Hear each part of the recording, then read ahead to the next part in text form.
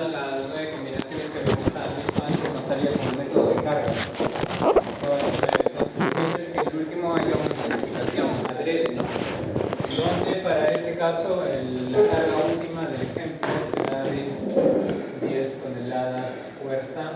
De momento se mantiene en X, alrededor del eje X, alrededor del eje Y. Ya lo vamos a dejar como tal en la combinación, que es igual a, aunque es 15, ¿no? 15 adelante, sería menos 0,001482. Y el otro es 0, más grande, 5,74321 toneladas fuerza por metro. Y el otro es pequeñito, menos 0,001482.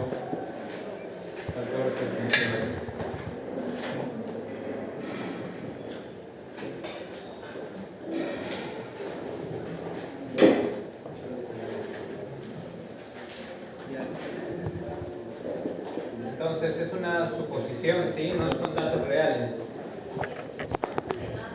Es una suposición. No es dato real del momento.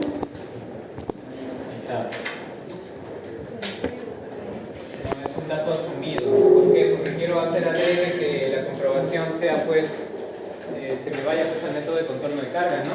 Entonces pondremos por ahí, ya habíamos visto que en la combinación 6 necesitaba 16 varillas. Vamos a seguir utilizando 16 varillas, ¿no? Entonces vamos a ver, todo esto es parte, digamos, de una combinación adicional. Digamos que puede ser una combinación número 10, ¿no? Combo 10, ¿no? Que es aparte, no necesariamente van a calcular ustedes. Pero no es como tal, no es para poder revisar si los cálculos van a ofrecer que ese método tiene que ser aplicado por el profesor. Entonces, habíamos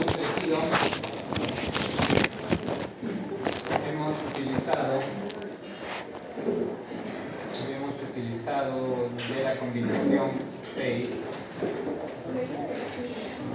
lo siguiente, ¿no? El número de varillas será igual a 16. ¿Sí? Quiere decir que yo también necesito calcular su área de acero. Su área de acero es igual al área de acero real. 16 por pi por 1/2 pulgada adelante por 2,54 centímetros al cuadrado sobre 4. Eso me da un área de acero que está definida ahí, ¿no? Que es igual a 20,25.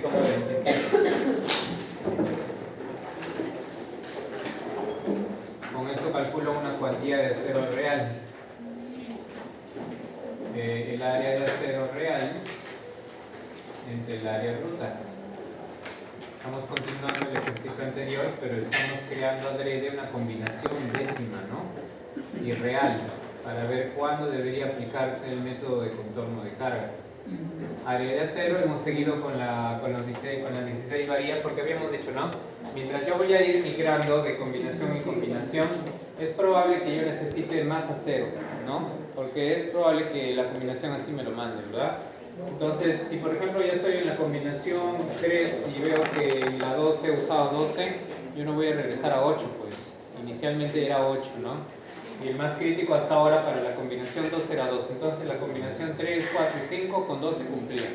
Acá me cumple con 8, ¿no? Pero con 12 cumple, mejor todavía.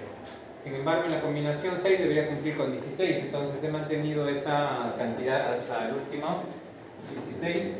Y este área bruta sería de 900 centímetros cuadrados. La columna es de 30 por 30. Entonces la cuantía ahí me sale de 2,25%. Bien, si ya tengo ese valor, vamos a probar el método, ¿no? El método me dice, calcula primero, tú ya tienes tu P sub U, calcula el phi P sub N de la carga nominal de la compresión pura.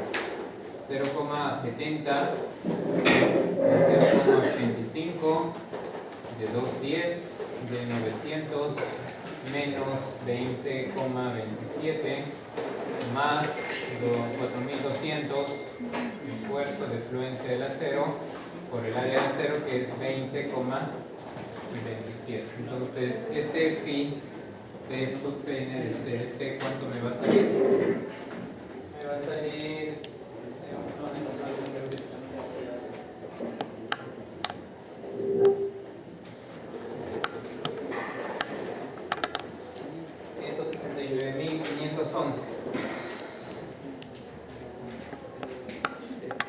kilogramos fuerza, y esto es igual a 169,51 toneladas fuerza. Y ya sé cuánto es mi peso Q. Entonces vamos a verificar el método.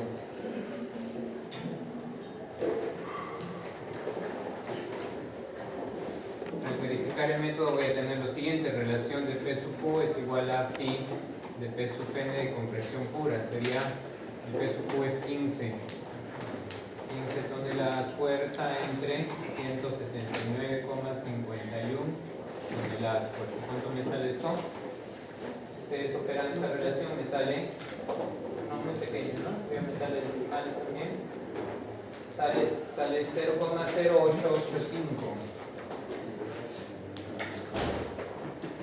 Lo cual me indica que para este problema supuesto, para esas cargas que no han sido calculadas del etapa, no es una idea nada más, son menores que el 0,1. Por tanto, tengo que usar el método de contorno de carga, ya no el método de Brett.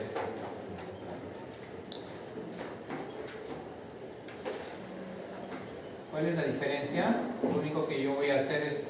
La única diferencia es que yo no voy a calcular una carga nominal, voy a calcular un momento nominal. El procedimiento es igual, sí, voy a usar el agua por igual forma, voy a averiguar cuánto es mi RDN máximo, cuánto es mi KND máximo, ¿no? Tengo que elegir un sentido de análisis. Primero vamos entonces en la dirección en X.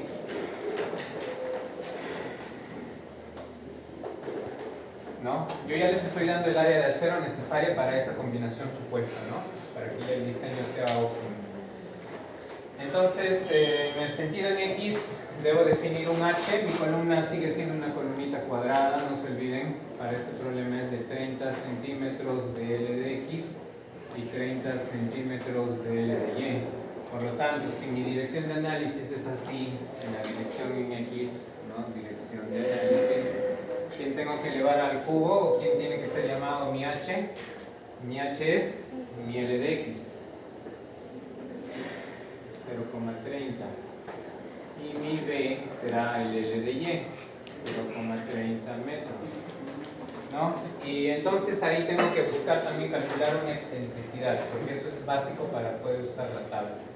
La excentricidad entonces debe ser definida como aquella que está paralela a la dirección de análisis, ¿no? Quiere decir que esa excentricidad es definida como el momento último de esa combinación, pero alrededor del eje perpendicular sobre la carga última. ¿Cuánto es mi momento último en Y? Acá está, esto lo tengo que cambiar, ¿no?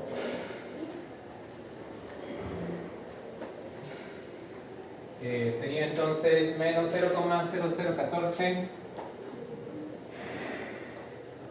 más 82 entre la carga última. Ya sé que todo está en toneladas, así que lo dejo así, entre 15. ¿Cuánto me va a salir ese valorcito? Ustedes se fijan, la excentricidad debe salir, vamos a agregar un celito más, ¿no? Porque es en X, muy pequeño.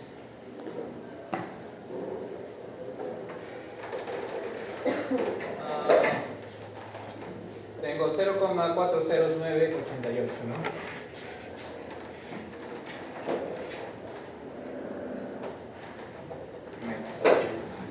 También podría colocar 9,88 por 10 a la menos 5 metros, ¿no? Para no tener tantos ceros. Calculo el nivel de la excentricidad sobre el H. Acuérdense que esta excentricidad es absoluta, porque acá debería salir menos. Reemplazo la excentricidad absoluta.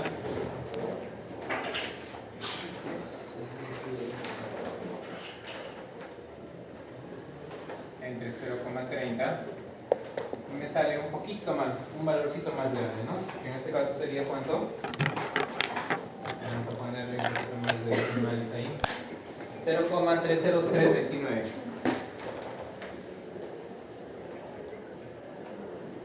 ahora que ya tengo el nivel de la excentricidad, lo vamos a definir, ¿no?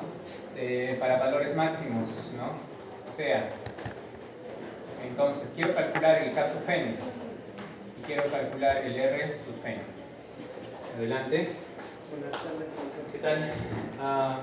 De acuerdo, ¿no? La relación de R de n a K de n es como de la excentricidad al h. Entonces bastaría con reemplazar ahí esos valores que conozco. El K de n sería igual al R de n por 1 sobre E sobre el h, ¿no? Despejo de acá el valor del K de n. Sería R de n por 1 sobre E sobre h. ¿Cuánto es el Rn? El Rn es el Rn máximo. Máximo conocido, ¿no? El Rn de máximo conocido para esa tabla, que era un ábaco de qué tipo? El ábaco que hemos utilizado para la misma columna es el R3 .60.6, ¿no? En ese ábaco mi Rn máximo es de 0.45 por 1 sobre la excentricidad de cálculo sobre el h. ¿Cuánto me sale? Acá está, ¿no?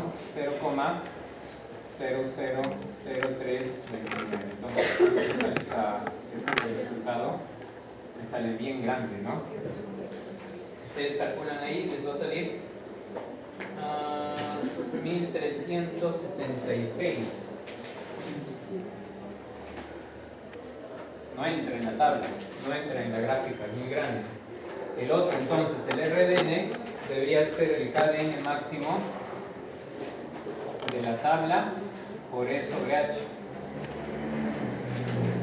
K de n máximo es 2.4 de la tabla por 0,000329. ¿Cuánto sale? Casi 0, ¿no? Aproximadamente el valor que me sale ahí es, vamos a ponerle algunas cifras más, es 0,3079, lo cual puedo aproximar a 0,00 para la tabla. Entonces estoy observando que este K de n es mayor que el K de n máximo, lo puedo usar, y este es menor que el R de n máximo, si lo puedo usar. Entonces me voy a mi tabla, vamos al diagrama de interacción, vamos al ACI, vamos al ábaco. En el ábaco vamos a tener lo siguiente, ¿no? Mis curvas, ¿no? Para este caso estoy viendo que tengo que graficar el RDN, entonces mi RDN está en las abscisas, acá, 0,00, ¿no? Trazo una línea vertical, porque cuando es RDN trazo líneas verticales, cuando es KDN, que se puede graficar, son líneas horizontales. ¿Bien? Entonces lo que yo tengo que hacer es, acá ya no puedo usar una diagonal, porque la diagonal si parte de acá es la misma, pues, ¿no? Es la misma línea, si parte desde 0 hasta la esquina superior, que representa el 2,4, ¿no? Y acá está el 0,45. Entonces ya, ¿para qué voy a hacer diagonal ahí, no? Si es la misma recta. Entonces lo que sí tengo que identificar es el nivel de la cuantía. ¿La cuantía cuánto era? El nivel de la cuantía es, ¿dónde estás? 2.25, ¿no? 2.25, esto es 1%, 2%, 3%. Por acá está 2.5%, 2,25 está por acá.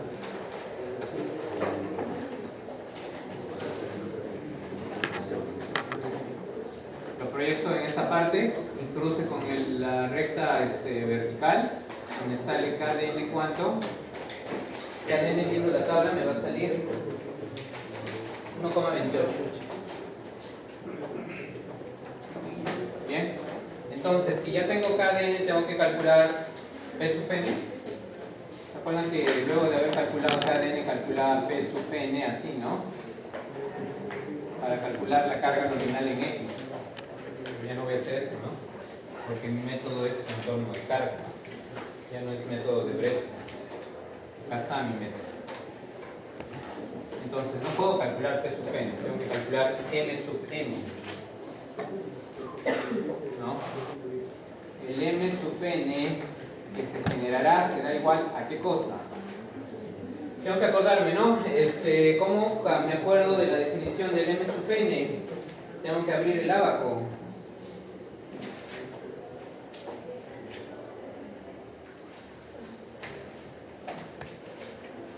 Si no se acuerdan cómo hacerlo, solamente abran el ábaco va a venir de datos de la práctica para el examen. ¿No? Y en el ábaco veo adelante, en el ábaco veo que en el eje de las abscisas, acá hay una carga por excentricidad. Ya, entonces por ahí yo puedo decir ya el momento nominal primero es igual al RDN, el F' de C, A de G por el H, ¿no? Si yo lo voy a despejar. Pero si yo no quiero que el momento salga del RDN, tengo que ver el otro eje vertical. En el eje vertical voy a tener esta configuración. KdN es igual a P sub n entre F de prima de C sobre A de G. ¿Qué necesito para que P sub n se transforme en un momento nominal? Necesito multiplicarlo por la excentricidad. Entonces lo multiplico por la excentricidad acá y acá. Quiere decir que lo que yo voy a encontrar en el numerador del lado derecho va a ser P sub n por la excentricidad, es decir, M sub n es igual a K sub n por la excentricidad, y este denominador pasa al otro lado a multiplicar. F' de C A de G. Entonces ahí están mis fórmulas. De cualquiera de las dos puedo despejar el P sub n si fuera el método de Bressler, o si fuera el método de contorno de carga basado en momentos, puedo calcular también el M sub n. ¿Cuál de los dos voy a necesitar? ¿Cuál de los dos voy a utilizar? Claro, porque es el dato que tengo, ¿no? El KdN por el F' de C, el A de G, por la que me falta la excentricidad, ¿no? Entonces, el M sub n será KdN, que es 1,28 por 210. Ya no estoy usando unidades, ¿sí? Todo está en kilogramos fuerza por centímetro. Si ustedes cometen el error de meter acá metro o tonelada por metro cuadrado, ya fueron, están mezclando, o acá le meten metro, también van a tener problemas. Entonces sería 210, el área es 900 centímetros cuadrados por la excentricidad. La excentricidad, ¿cuánto es? Es esta, ¿no? Miren, pero esta está en metros. Tengo que colocarla en un valor absoluto de centímetros, ¿no? El centímetro sería menos 0,00988 centímetros. Entonces, si yo quiero, yo lo que voy a hacer es colocar acá el valor de la excentricidad absoluta también. No se olviden. Tanto en el cálculo del diagrama, porque estos son valores todos positivos, ¿no? Tiene que ser el valor absoluto de la excentricidad, ¿no? Que es menos 0,00988 centímetros. ¿Sí? Bien, entonces, ¿cuánto me sale ese momento nominal? Y ahora, ¿cómo voy a llamar ese momento nominal? ¿M de X o M de Y? ¿Cómo voy a llamar a ese momento nominal? ¿M de X o M de Y? A ver.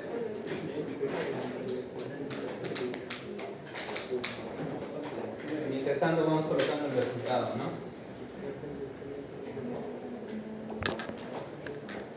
El resultado para esa combinación supuesta sería igual a, esto está bien pequeñito, no vamos a meterle más aquí.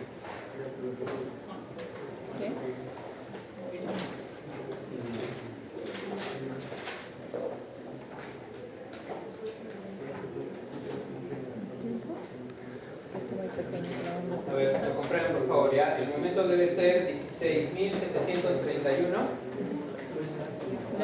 No, sería 2, 4, 5, 1.600. ¿Cuánto es? A ver, 2, 3, 4, 5. Ya, está bien, sería 1.673. ¿Está bien o no? 2.300. ¿Sí? Gracias. La carga 241, ¿no? La carga no sé. ¿Cuánto sale acá? 2.390. ¿2000? Falta un cero. Probablemente es porque ya le estoy afectando el factor de reducción. Ya, entonces vamos a hacer una cosa, ¿no? Vamos a ponerle acá. Esto va a ser igual a este entre. Está entre. ¿Qué estás haciendo? Claro, puedes mirar. 0.731 este que utiliza el... Y ahora sí vamos a ver. ¿Qué? Sale 2390. Ah, sí, sí. ¿Sí? Ya. Entonces el momento nominal que sale acá es 2390 toneladas fuerza por metro. ¿Por qué sale diferente ahí en la tabla? Es que yo ya le he aplicado el factor de reducción acá. ¿Ya? Y es porque en el método de Bress, el contorno de carga, también se necesita utilizar la comparación entre las cargas últimas y las cargas nominales en condición reducida. Así, gracias. Kilogramos centímetros. Bien, entonces esto sería igual a cuánto en toneladas metro. Porque lo que al final quiero comparar es ese momento con cada uno de estos, ¿no? Esto sería en toneladas metro, es 0,5 espacios, ¿no? Lo tengo que multiplicar por 10 a la menos 5. Serían 2390 por 10 a la menos 5 toneladas fuerza por metro. Porque de kilogramos tengo tres exponenciales, de centímetro tengo otros 2. 3 y 2 son 5. Entonces sería 0,02390 toneladas fuerza por metro. Entonces la pregunta es, ¿cuál es el subíndice? ¿X o Y? ¿Por qué Y? ¿Porque gira en el sentido de X? No. ¿Cuál es la dirección de análisis? X. Entonces, ¿cuál era el momento que usaba acá? Y. Entonces, ¿qué me debe resultar acá? Y. Entonces no puede ser X. ¿Ya?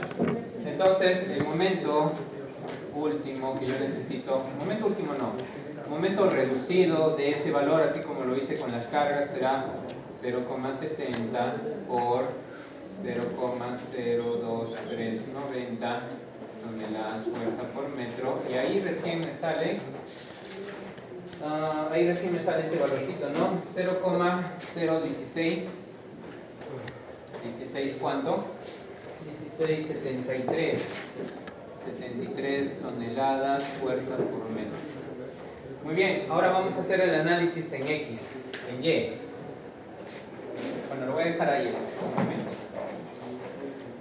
No sé si hasta acá hay alguna pregunta, ¿no? Por lo menos hasta acá el caso del uso de los ábacos es idéntico. Lo único que ustedes están haciendo es alterar la ecuación. ¿Por qué? Porque en el día, en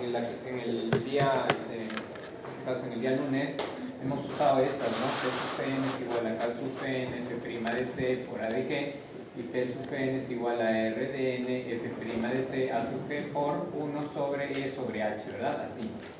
¿Por qué? Porque de acá para arriba es propio de Bressler y de acá para abajo es propio del contorno de carga, ¿no? Cada ecuación de Bressler del contorno de carga me va a requerir pues, un método distinto, ¿no? Y por lo tanto también calcular diferentes variables. Ahora yo estoy apuntando a los momentos, ya no a las cargas. Sigo entonces, si no hay ninguna pregunta, con la dirección en Y. ¿Sí? ¿Sí?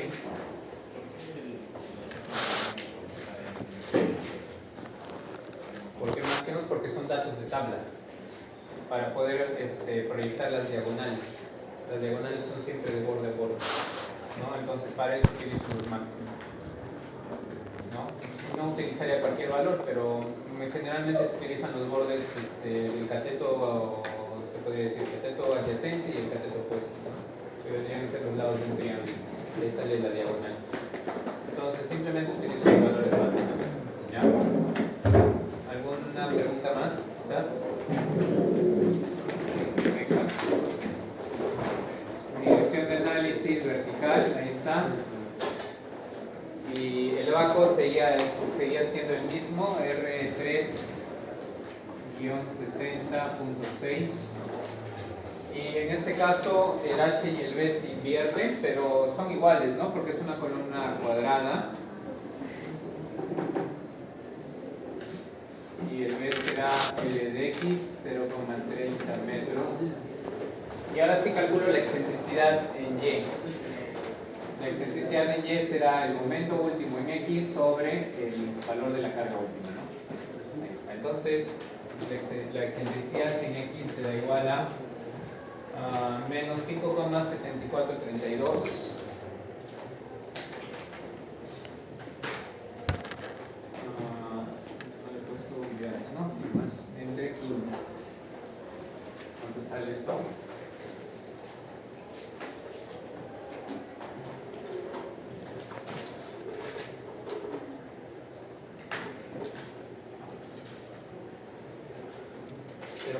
9829.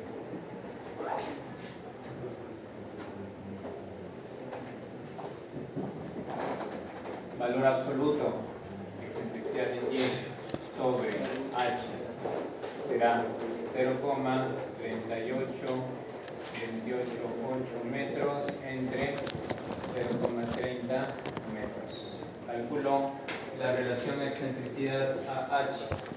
¿Cuánto me sale ahí? Me sale 1,2763.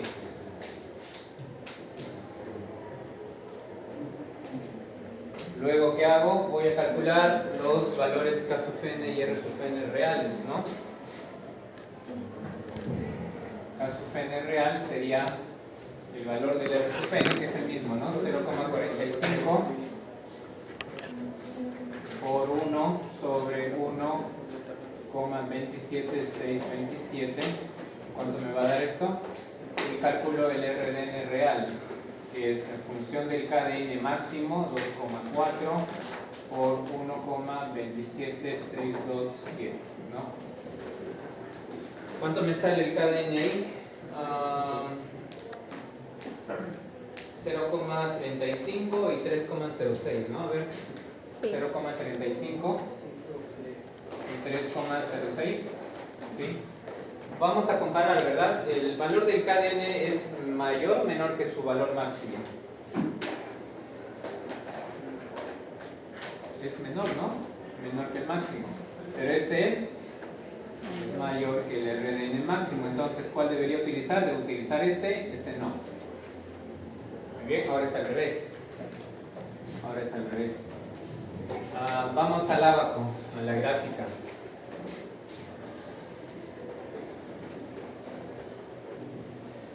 En el ábaco o gráfica vamos a dibujar con la misma intención, ¿no? El mismo ábaco.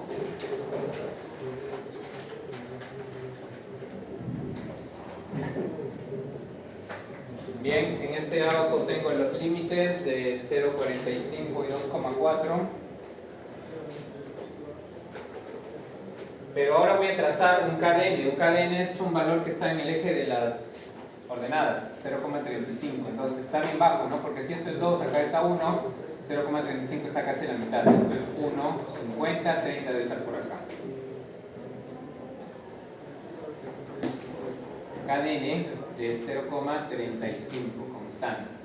Luego voy a unir con una diagonal ambas esquinas, ¿no? Es decir, esta de acá y esta de acá. ¿Por qué no uno acá diagonales? Porque prácticamente la línea está en el eje vertical, ¿no? 0, 0. Entonces ahí me va a dar la lectura directa. En cambio acá no. Acá voy a necesitar una diagonal. Luego de trazar la diagonal busco el valor del área en función de la cuantía. Entonces observo, ¿no? Esta es la cuantía de 1, 2, 3. Por acá estaba 2.5. Por acá estará 2,25. Vamos a ponerlo por acá mejor, porque yo voy a buscar ahora K sub n. Esta es la cuantía de 2,25%. Y trazo una línea vertical donde tenga el cruce con la línea diagonal.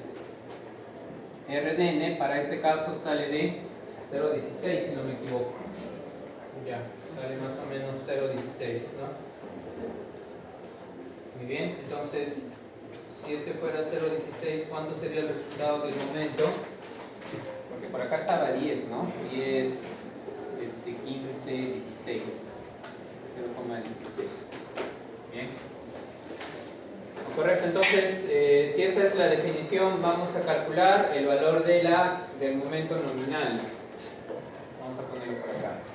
El momento nominal, que ahora debe ser de x, ¿no? Debe ser igual a quién. ¿Cuál de esas dos ecuaciones voy a utilizar? ¿Cuál de esas dos ecuaciones voy a utilizar si conozco el RDN? La primera. RDN f' de c a de g por el h. Entonces ya me puedo olvidar de las demás. Vamos a reemplazar, sería el MDN de x es igual a 0,16 por 210 por 900 por el h que es 0,25 0, por el H que sería 30, ¿no? Todo tiene que estar en centímetros y kilogramos.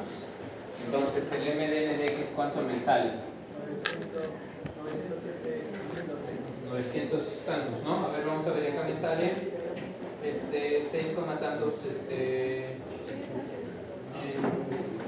un valor que está pues reducido, ¿no? Vamos a colocar, esto va a ser igual,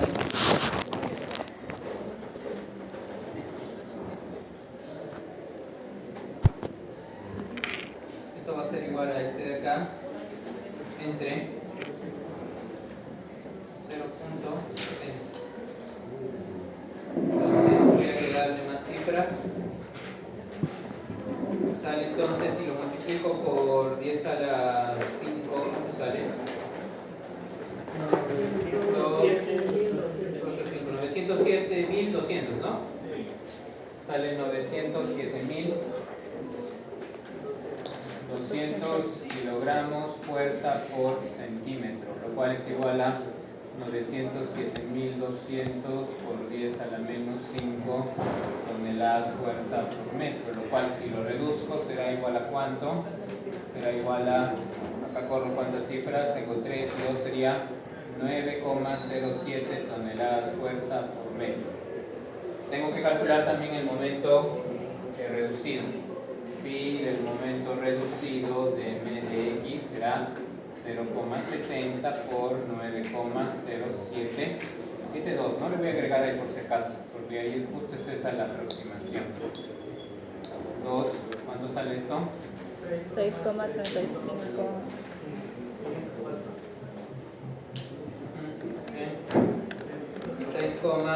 6,3504. 6,3504 toneladas fuerza por metro.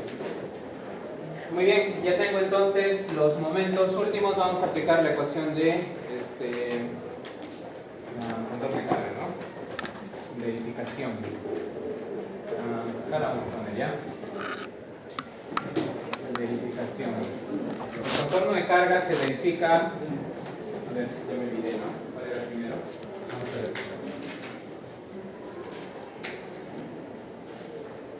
¿Primero era el nominal o primero era el último? No me acuerdo. Sí, dime. En caso yo utilice el momento nominal en función del KDN, ¿debería ser lo mismo o...? No, de preferencia no haces eso, porque lo que tú estás buscando primero acá, lo que tú estarías sacándolo con este, ¿no? Sucedió eso, por ejemplo, en la primera combinación. Yo quería calcular con el RDN, pero el RDN salía 0, ¿no? Entonces no me daba un valor de carga axial, me daba casi 0. Entonces lo que hago de preferencia es coger el valor calculado acá con el máximo.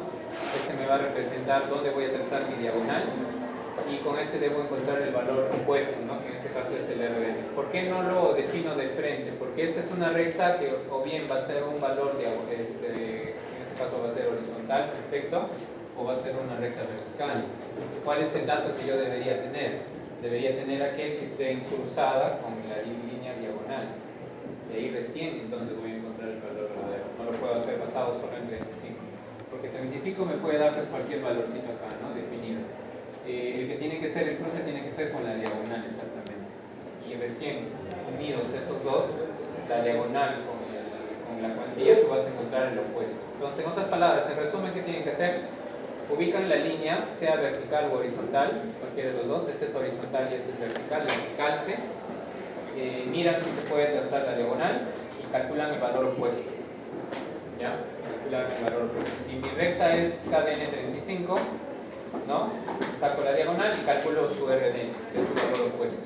Si hubiese sido una línea vertical, pero no que sea 0, sino que sea un valor a la derecha, la dibujo, diagonal, cruce con la cuantía y mi valor es el otro, es decir, el KDN, ya no el RDN.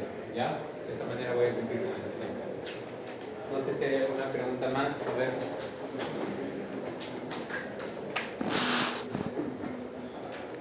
Si no hay ninguna pregunta, entonces, ¿qué dice la norma respecto al chequeo biaxial de contorno de carga? La relación del momento último al momento nominal reducido debe ser sumada en las dos direcciones menor a la unidad para que cumpla. Por lo tanto, vamos a verificar, ¿no? El momento último en X al momento reducido nominal en X o alrededor del eje de X más el momento último alrededor del eje Y con el momento nominal reducido en la dirección en Y, perdón, alrededor del eje de Y debe ser menor que 1. Vamos a calcular cuál es el momento alrededor del eje de X último. Menos 5 punto tantos, ¿no? Pero en este caso, como los momentos solamente tienen un signo que indica que están en el sentido contrario, lo voy a colocar de manera absoluta, ¿no? No se olviden, para los diagramas esto tiene que estar de manera absoluta, así lo vamos a poner mejor.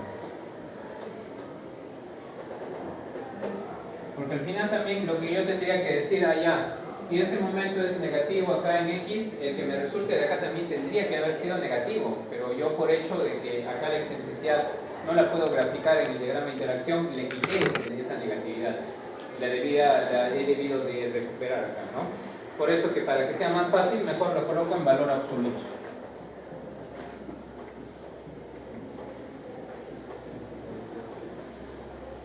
Si ustedes quieren, pueden reemplazar con todo y signo, ¿no? Pero recordando que su excentricidad antes era negativa, esto hará que su momento acá también tenga que ser negativo.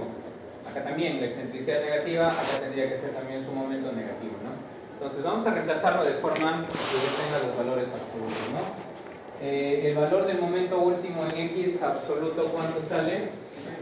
5,7432. Entre el momento calculado de la tabla, 6,3504. Toneladas fuerza por metro, toneladas fuerza por metro, más momento absoluto del M de Y, de la carga última del etapa del Y, 0,001482.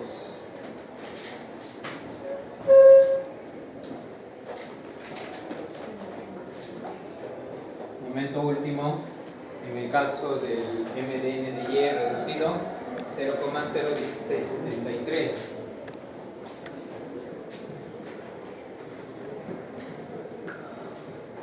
¿Cuánto me sale esto? 0,993. ¿Es menor que la unidad? Sí, entonces están las justas, ¿no? De la unidad, por lo tanto cumple, ok. Cumple la combinación del método de contorno de carga. ¿Ya?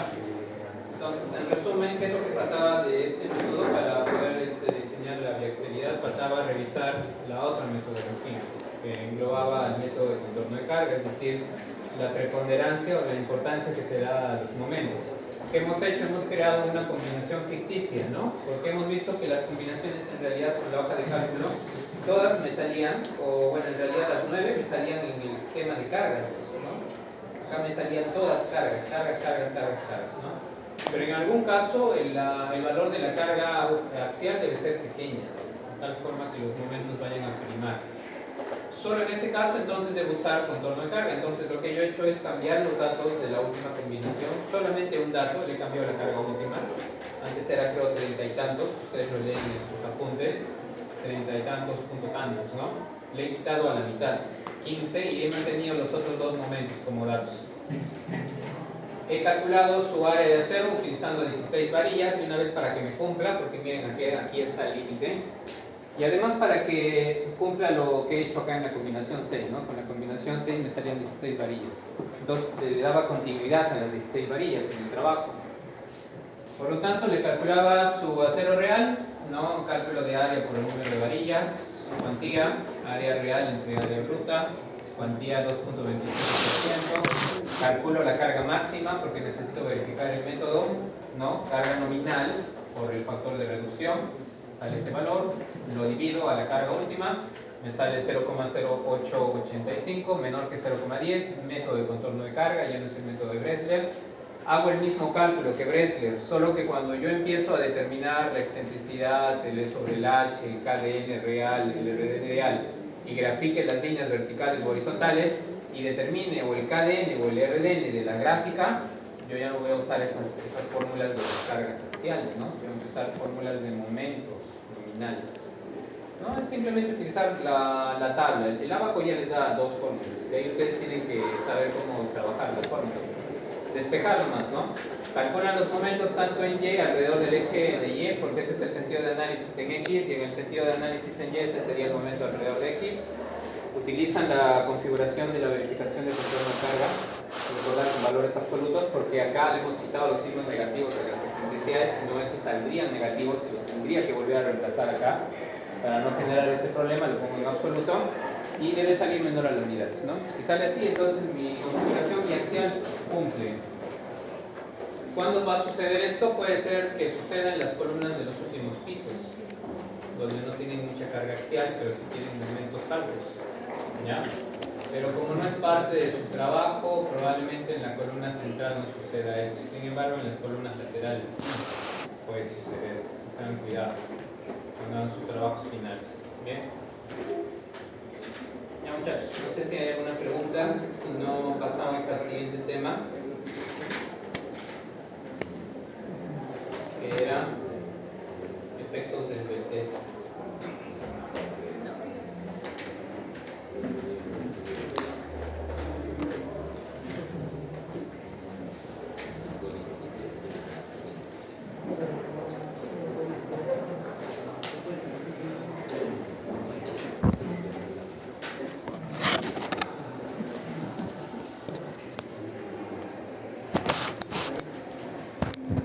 Vamos a ir de manera rápida a los efectos de esbeltez porque también su cálculo es un poco tedioso y ustedes también tienen que presentar un trabajo final.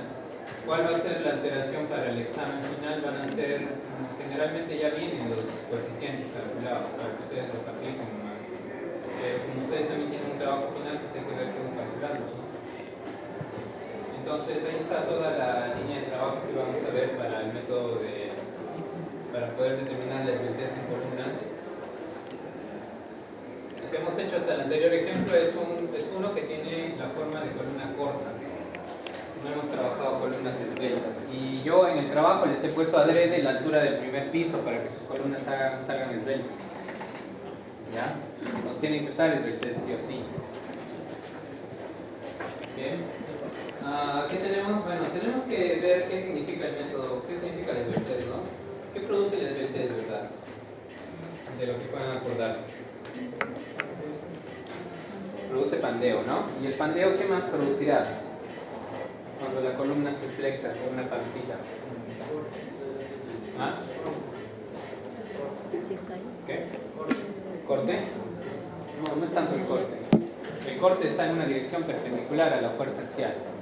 Pandeo se produce por una fuerza axial. ¿Qué más puede producir el efecto del pandeo? Torsión. Lo importante no puede ser afectada, porque si esta es la columna, es una columna robusta, ¿no? Si esta es una columna robusta, ustedes le aplican la carga axial, es una columna corta, su efecto de pandeo va a ser mínimo, ¿no? Va a ser casi cero. Pero si es una columna esbelta, es decir, tiene una sección transversal más pequeña de lo normal en función al cálculo de la esbeltez que pueda provocar en ella un pandeo mucho mayor, entonces este desplazamiento va a provocar algo más. No genera cambio en la fuerza cortante, no, genera algo la carga axial. ¿Qué cosa es? La carga axial se va a desplazar. La carga axial ahora va a estar ubicada por acá, ¿no? Porque ese es su eje. Un nuevo eje más o menos está tendiendo hacia la punta derecha de la pancita, ¿no? Que puede ser derecha o izquierda. Entonces, ¿qué puede provocar una fuerza por un desplazamiento? ¿Ah? Un momento, ¿no? Va a producir un momento adicional. Ese momento adicional lo tenemos que calcular, pero a partir de un coeficiente. ¿Qué quiere decir? Que todos los momentos que ustedes han calculado antes, acá, todos los momentos que ustedes han tenido detrás, todos estos bonitos, ¿no? Que han sufrido toda una noche para poder sacar del programa, no van a tener que recalcular, ¿no? ¿Por qué? Porque van a tener que calcular si hay o no efectos de esbeltez. ¿Bien? Pues como yo les decía, bueno, hasta lo que es diagrama de interacción no hay problema, pueden proponer un área de cero, ¿no? pero de ahí para adelante tienen que trabajar los dos, es decir, biaxial y esbeltez las tienen que hacer paralelas. Bien, ¿por qué? Porque puede ser que va a ser de hecho, porque sus columnas tienen alturas tremendas o regulares para sus trabajos, van a provocar coeficientes mayor a la unidad, entonces sus momentos capaz van a ser amplificados ya no 5, sino será 8. Esto ya no va a ser 0,0014, sino 0,10. Entonces, ¿qué provoca eso? Provoca un rediseño. Bien, provoca un rediseño para volver a verificar si con 16 varillas o con la sección de 30 por 30 puede sobrepasar los efectos del esbeltez, ¿no? Generalmente las columnas no son esbeltas, ¿okay? Con el predimensionamiento que ustedes manejan, generalmente no son esbeltas. Lo que pasa es que ya la altura puede ser la que pueda provocar la esbeltez adrede, y eso es lo que yo les he colocado de datos, ¿no? Para que sean adrede de esa forma. Entonces, la esbeltez que va a provocar un incremento en las funciones de movimiento internas, ¿no? ¿Qué más? Entonces, una columna esbelta, a diferencia de una columna corta, tendrá pues aparte de la excentricidad que se genera por el efecto del momento flector. El momento flector ya genera una excentricidad primero por el efecto biaxial.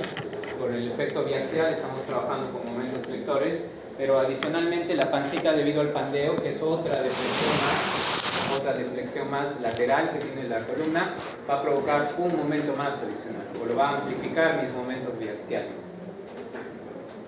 Ahí la definición de columna corta, columna esbelta. Vamos a pasar los diagramas de interacción. ¿Qué sucede cuando una columna es esbelta y no controlo la esbeltez con su diagrama de interacción?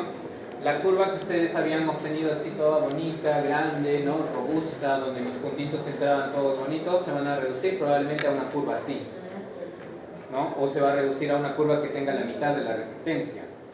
Entonces eso hay que revisar, ¿no? Si por estos efectos probablemente tenga que rediseñar la columna, cambiar el tamaño o aumentar el número de varillas. ¿Bien? Pero eso lo vamos a hacer aparte de los momentos, ¿no? Es decir, no es complicado el efecto de esbeltez. Lo que la norma les da como alternativa es, hay que comprobar un factorcito para ver si el método que vamos a aplicar va a ser el más sencillo, que es amplificar esos momentos, y solamente ya teniendo ya los momentos, pues hago el diseño biaxial. Es lo único que se tendría que hacer. Y la otra, que ya sea pues, digamos, una esbeltez muy crítica, ya sea una columna demasiado alta, ya muy esbelta, muy delgada, entonces ya tendría que hacer otro tipo de análisis, que son no lineales, efectos con digamos, con la participación del material, para ver si el concreto o el acero fluye, si pasa de su rango lineal a su rango no lineal, si tiene inelasticidad y si tiene daños, ¿no? Entonces eso es muy complicado. Por tanto, se trata de verificar que las columnas tengan un cierto tamaño por predimensionamiento, y si en caso requiriesen esbeltez, se aplica esa amplificación, ¿no? Por ahí ven unos ejemplos, cómo es que la columna puede reducirse, ¿no? Miren, solamente por el hecho de tener una columna de 30 por 30 que tenga un armado de 8 varillas idéntica, o en los dos casos, solamente al agregar altura de 3 a 5 metros, miren cómo se reduce el diagrama de interacción. De la línea de color verde se reduce a una línea más o menos proyectada de color azul, ¿no? Entonces queda un diagrama de interacción remanente muy pequeño, ¿no? Puede colapsar con los momentos que salen del análisis. Pero para poder evaluar el efecto de esbeltez necesito tener dos conceptos claros. ¿Cuándo voy a aplicarlos? ¿Cómo van a ser definidos los efectos? Si tengo marcos o pórticos con desplazamiento y sin desplazamiento. Eso va a estar muy relacionado a las combinaciones de carga. ¿Qué significa marco con desplazamiento o marco sin desplazamiento? La única diferencia es de que aquel que tenga la fuerza lateral, que puede ser una fuerza sísmica, puede ser una fuerza de viento, puede ser un impacto, ¿no? O una explosión, una fuerza lateral, se le va a llamar un marco con desplazamiento. Es decir, es posible que se desplace, ¿no? Y un marco sin desplazamiento será aquel que no tiene presencia de fuerza lateral, sin sismo, sin viento, sin alguna otra fuerza que lo pueda golpear de manera lateral, ¿no? Pero a veces eso también, el concepto de marcos con y sin desplazamiento llega un poquito más, inclusive de ser más complicado de entender, porque inclusive edificios que tienen la predisposición de poder soportar sismo, a veces son calificados como marcos sin desplazamiento. ¿Por qué? Porque a veces tienen la presencia de placas. Las placas son elementos como las columnas, pero mucho más rígidos, ¿no? Mucho más alargados, tienen mucha rigidez en el sentido de análisis, donde son más largos. Entonces pueden llegar a tal punto de rigidizar a la estructura y transformarla o catalogarla como un marco sin desplazamiento lateral, ¿no? Entonces obedece a muchos análisis, ¿no? Nosotros no vamos a entrar a mucho detalle ahí. Nosotros lo que vamos a hacer es manejar las 5 combinaciones. De esas 5 combinaciones, ¿cuál de ellas no tiene sismo? La primera. ¿Cuál de ellas, de las 5 combinaciones que han aprendido, 1.4, 1.5, 1.25, 1, 0.9, 1, cuál de ellas no tiene sismo? La primera. Entonces, la primera de las combinaciones las vamos a trabajar como un marco sin desplazamiento lateral, un marco también que se le llama arreostrado. Y las otras 4, para poder evaluar los efectos del test, los vamos a catalogar como un pórtico con desplazamiento, ¿ya? Para que sea así de sencillo. Hay otros métodos, ¿no? Para poder saber si es un marco arrastrado o no arrastrado, como por ejemplo lo que indica acá, evaluar efectos de segundo orden, que equivalen al 5% del primer orden. Bueno, son cosas mucho más detalladas, ¿no? Mucho más elaboradas, que tengo que aplicar un software para eso. E inclusive me dice que puedo calcular un coeficiente de estabilidad. Este coeficiente de estabilidad, si me dice que es igual o menor que 0,6, se puede establecer como un marco sin desplazamiento lateral. Pero, ¿qué cosas intervienen acá? Interviene, por ejemplo, la sumatoria de todas las cargas últimas de todos los niveles por encima del piso de análisis. ¿Qué quiere decir más o menos? Porque nosotros no vamos a hacer la aplicación de esa fórmula, pero a veces viene en el examen final, en la pregunta teórica, a veces viene y les dice a ustedes, calculen si el marco que presenta tanto número de pisos y tiene 6 columnas por cada piso, y ustedes están analizando un edificio de 5 pisos y quieren saber si la columna o el primer piso pertenece a un marco sin o con desplazamiento lateral, tiene los siguientes datos, ¿no? Por ejemplo, la sumatoria de cargas de todas las columnas por encima de ese piso, es decir, en los 4 niveles superiores, son de, no sé, 500 toneladas, ¿no? Después les dice el desplazamiento lateral de ese piso, calculado pues con un efecto sísmico o una carga lateral, es de 2 centímetros, ya. ¿Qué más? Ahí está, desplazamiento lateral con efectos de primer orden, es decir, con un análisis lineal, elástico. Y la cortante factorizada de ese piso es de 100 toneladas, ¿no? Y finalmente la altura de los miembros a compresión en un marco mediante centro-centro es la altura entre ejes de la columna, entre ejes de vigas. Si esa altura de entre ejes de vigas es 3 metros, calcula cuánto es tu valor de Q, ¿no? Por ejemplo, no voy a colocar así, como les estoy mencionando, porque así ha venido varias veces en el examen teórico o en la pregunta teórica del examen, ¿no? No puede ser en la práctica. ¿Ya? Ustedes tienen la necesidad, ¿no?, de verificar si el marco propuesto de la pregunta teórica es con o sin desplazamiento lateral. Es decir, cuando hablo con desplazamiento lateral significa que está no arreostrado, es decir, se puede desplazar de manera lateral. Pero cuando sí tiene el sin desplazamiento lateral, con desplazamiento lateral, al revés. Cuando tiene con desplazamiento lateral quiere decir que hay una fuerza lateral, entonces está bien, no arrastrado. Pero cuando no tiene desplazamiento lateral, entonces es sin, sí tiene arreostos, ¿no? Arreostos, ¿no? Entonces, ¿cómo puedo definir? La fórmula general de ese coeficiente será de la sumatoria de P sub Q, ¿qué más?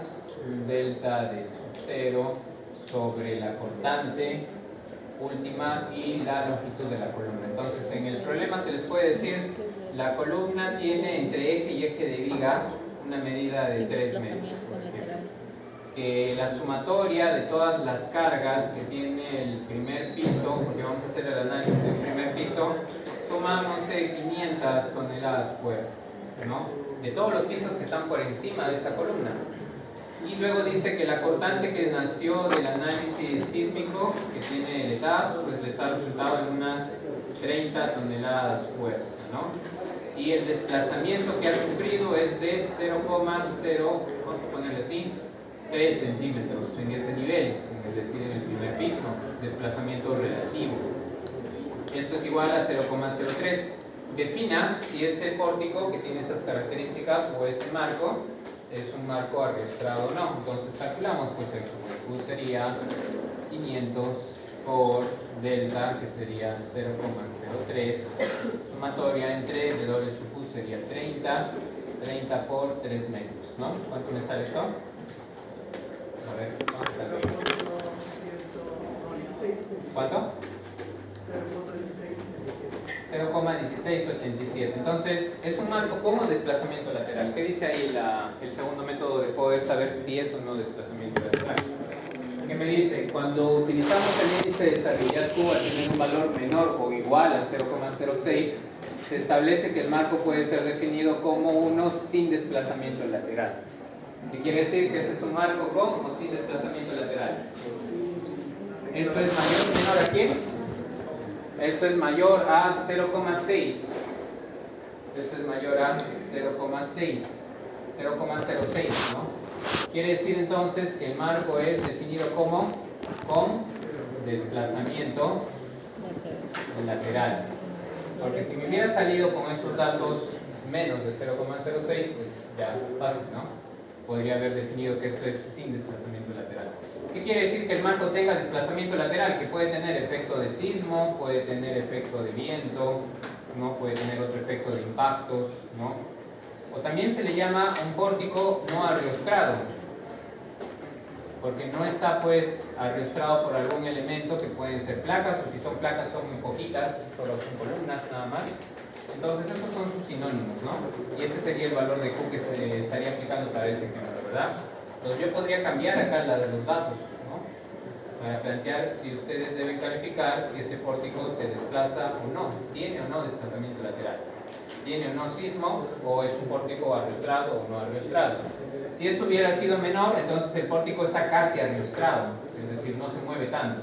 Tiene poco desplazamiento, que puede ser hasta sin desplazamiento lateral, o muy poco desplazamiento lateral, ¿no? Esa es la siguiente forma, ¿no? Que puede venir también de esa manera en la pregunta teórica.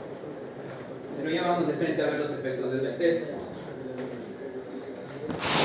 Acá hay más teoría, esto lo voy a pasar.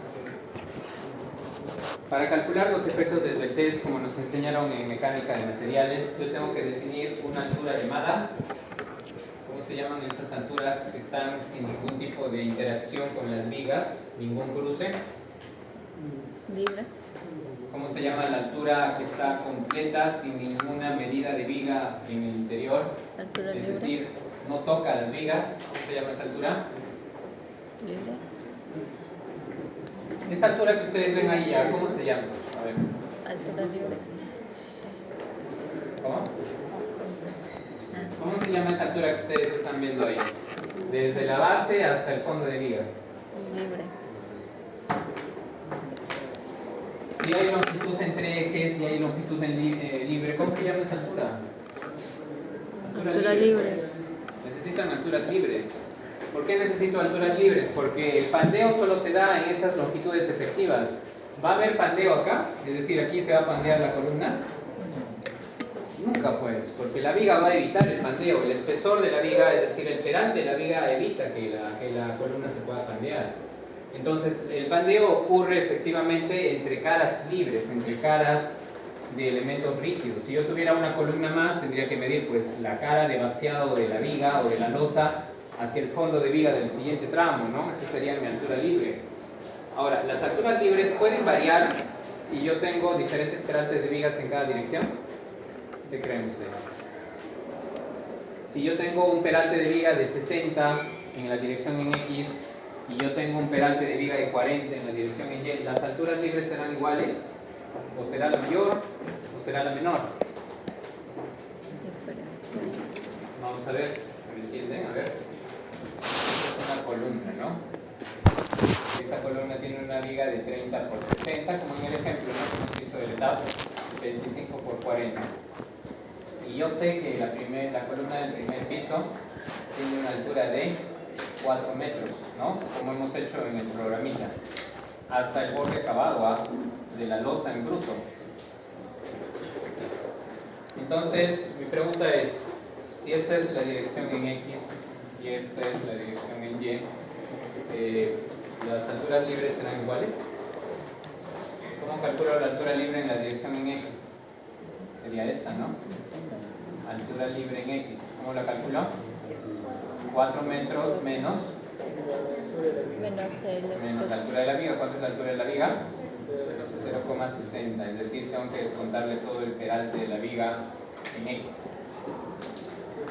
Entonces, ¿cuánto me va a dar? Me va a dar 3,40, ¿no? ¿Y en Y cuánto sería su altura libre? 4 metros menos 0,40 me va a dar ¿cuánto? 3,60 metros. Entonces, es muy probable que el análisis de la esbeltez, ¿dónde sea más crítico para ustedes? Con todo lo que hemos hablado ahora, de que el efecto de la esbeltez también influye en él bastante la altura, ¿no? ¿En qué dirección puede hacer que sea más crítico el análisis de la esbeltez? Claro, ¿no? Porque yo tengo la mayor altura. Es lo que vamos a hacer en el ejemplo ahora en la siguiente clase, ¿no? Voy a elegir la misma columna que he diseñado biaxialmente antes y le voy a aplicar el efecto de esbeltez en Y, porque en este sentido parece ser la más crítica. Ustedes tienen que hacer también lo mismo en la dirección en X, ¿no? Muy bien, entonces ya tengo un concepto más que necesito determinar para poder calcular la altura libre. Acá a veces se le llama acá L de U, ¿no? Pero también puede ser L de N, altura libre, como las longitudes libres, ¿no? Que tenemos en vigas con respecto a sus columnas. Hay también ábacos que si ustedes un poquito tienen memoria, ¿no? Cuando ustedes llevaron mecánica y materiales, el último tema, ¿no? Que fue el efecto de Euler, carga crítica de Euler, o Euler creo que le llaman. Dependiendo de las condiciones de borde, yo tenía un valor de K, ¿no? Un K que me representa la rigidez que pueden tener o que pueden propiciar los apoyos arriba y abajo. Entonces esto cambia mucho dependiendo si hay un empotrado, un articulado, un elemento libre, un voladizo, si los dos son biarticulados, si ya está un extremo libre completo. Acá parece como si fuera un carrito, creo que es un apoyo móvil, ¿no? Entonces hay muchos casos, pero nosotros no vamos a aplicar esto. Esto estaba bien pues para un problema de resistencia de materiales, donde tenían una columna pues ideal, ¿no? Lo que nosotros tenemos que hacer es calcular ahora este verdadero valor de K para una columna que está bordeada por vigas que están hechas de concreto armado, ¿no? Y que tienen una sección transversal conocida. Para eso utilizaremos los ábacos de Morland y Jackson, ¿no?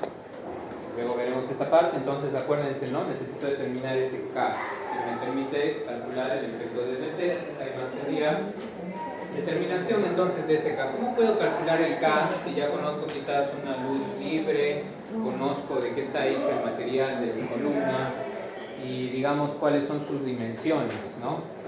Y quiénes son las vigas que están llegando a esa columna? Entonces hay muchos procedimientos, entre ellos el que presenta Morland y Jackson, ¿no? Ellos que dicen, primero vas a tener que calcular un coeficiente que va a depender de las condiciones de borde que tiene tu columna. ¿Qué condiciones de borde? Por ejemplo, ¿no? Si acá yo hubiera colocado una columna en la parte central del primer piso, ojo, miren, del primer piso, esta columna está teniendo dos extremos. El extremo en la parte inferior está perfectamente empotrado, asumiendo que el terreno está bien compactado, ¿no? Hay una densidad alta, 80-90% del próximo modificado. Puedo asumir que entonces ese relleno es tan rígido que prácticamente la altura la tengo que medir desde acá, ¿no?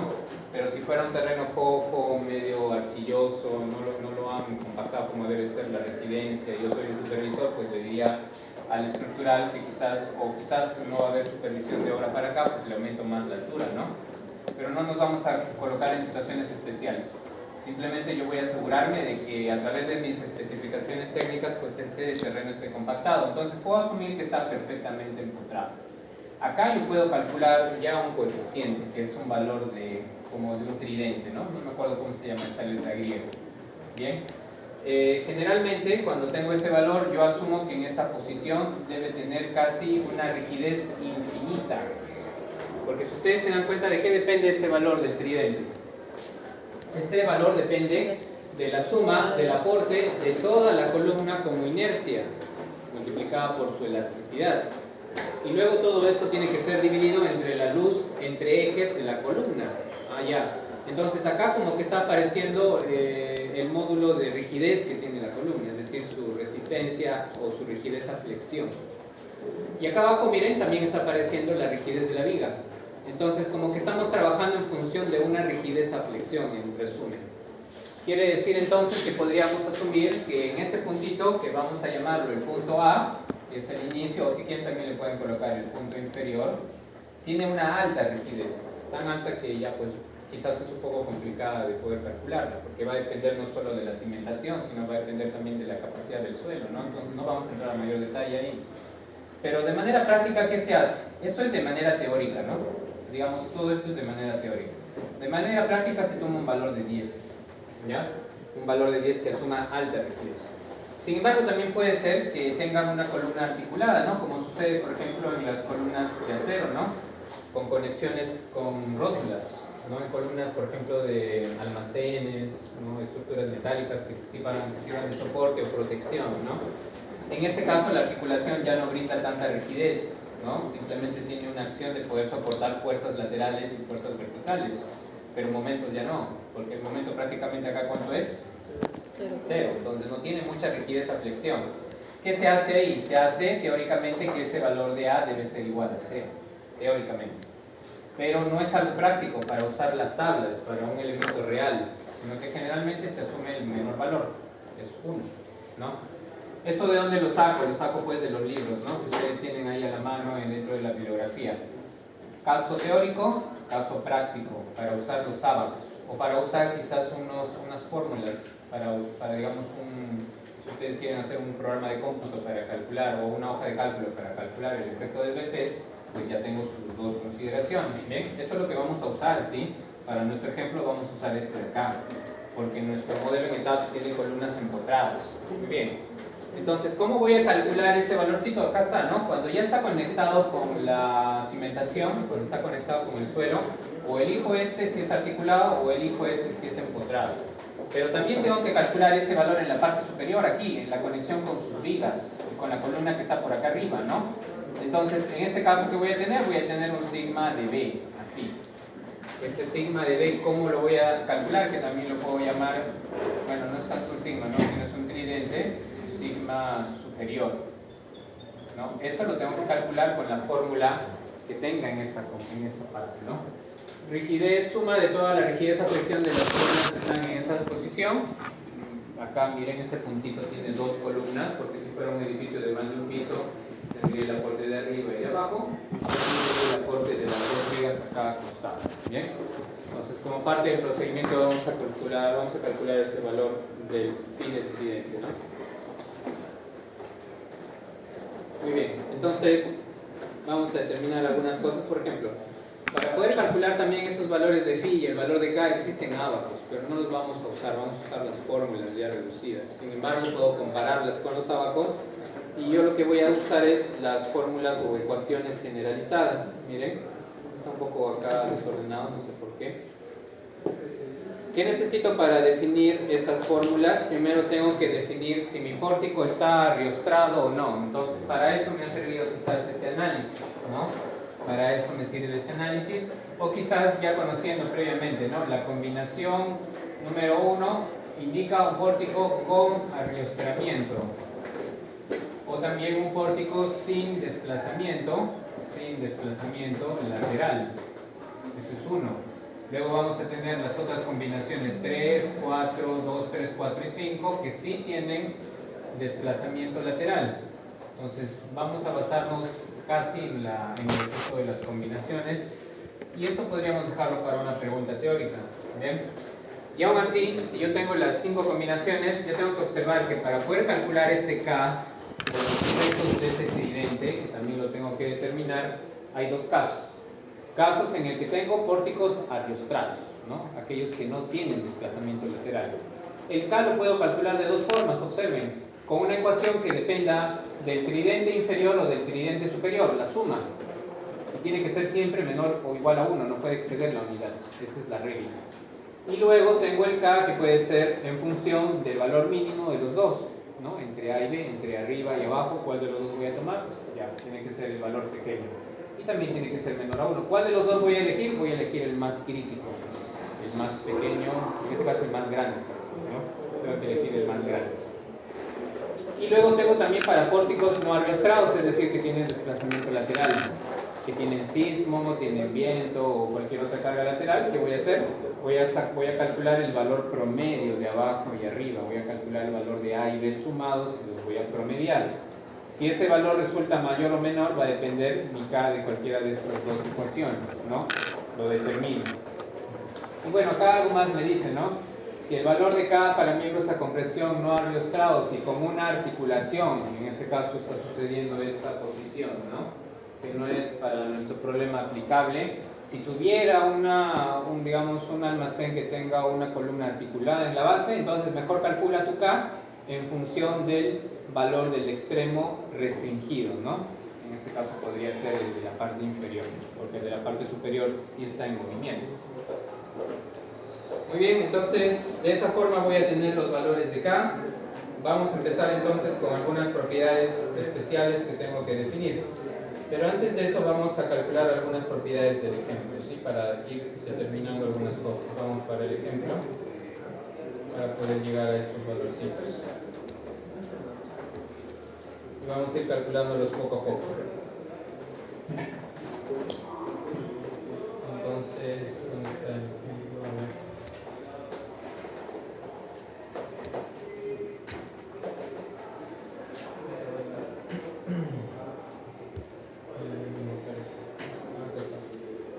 Ya, acá hay dos ejemplos, ¿no? Este era un ejemplo que se desarrollaba anteriormente con una carga de viento, pero ahora lo vamos a hacer con una carga sísmica para que esté más claro, y con el modelo en etapas que hemos trabajado. Miren la tabla de resultados que tengo que recolectar. Ahora sí, ahí se ve más evidentemente de dónde tengo que sacar los resultados de la parte inferior y superior solo para una dirección de análisis, ¿okay? Si ustedes ya saben cómo analizar en la dirección indicada, pues para el otro sentido va a ser idéntico. Dice, determine los momentos flectores amplificados para la columna de 30 por 30, que es la misma que hemos diseñado en el problema 7.5 del diseño axial, que está ubicada en el eje 2-B sobre el primer piso. ¿Por qué sobre el primer piso? Porque es la columna que tiene la mayor altura, la estoy eligiendo ahí. Las otras tenían 3.50 creo, ¿no? De altura entre piso. ¿Qué más me dice? Los datos de las cargas axiales, fuerzas portantes y momentos flectores se encuentran en el cuadro adjunto para el cálculo de la demanda, si así fuera necesario. Y hay que utilizar esas propiedades de concreto, acero, estribos y recubrimiento libre si fuera así necesario. Recordar que las cargas axiales siempre van con el signo positivo, si fueran en compresión. Bien. Entonces yo tengo una ubicación en la parte inferior, en la parte superior, inferior, superior, inferior, superior. ¿Qué significa eso? A ver. Significa pues la estación, ¿verdad? La estación de donde yo estoy extrayendo los resultados de la columna. La columna tiene dos extremos. Tiene un extremo en la base y tiene un extremo en la parte superior. Entonces, lo primero que tengo que definir son estas posiciones del piso en análisis. ¿Qué más? Tengo que definir los momentos flectores que están girando alrededor del eje de análisis. Por ejemplo, acá lo que me está pidiendo es hacer el análisis, bueno, no está definido ahí, pero nosotros vamos a tomarlo solo en la dirección en Y. Ustedes lo que tienen que hacer es en los dos sentidos. Bastaría con una dirección para saber cómo es. Si voy en la dirección en Y, entonces hemos visto que los momentos que van a trabajar alrededor de esa dirección, ¿quiénes son? Si yo voy en el sentido en Y de análisis, ¿cuáles son los momentos que van a participar en la dirección en Y? X. Son los momentos en X. Entonces yo le tengo que pedir al programa toda la información de los momentos. Miren, momento alrededor del eje de X en la parte inferior, muy bien, de la columna, momento en la parte superior. ¿Ven los cambios de signo y de valores?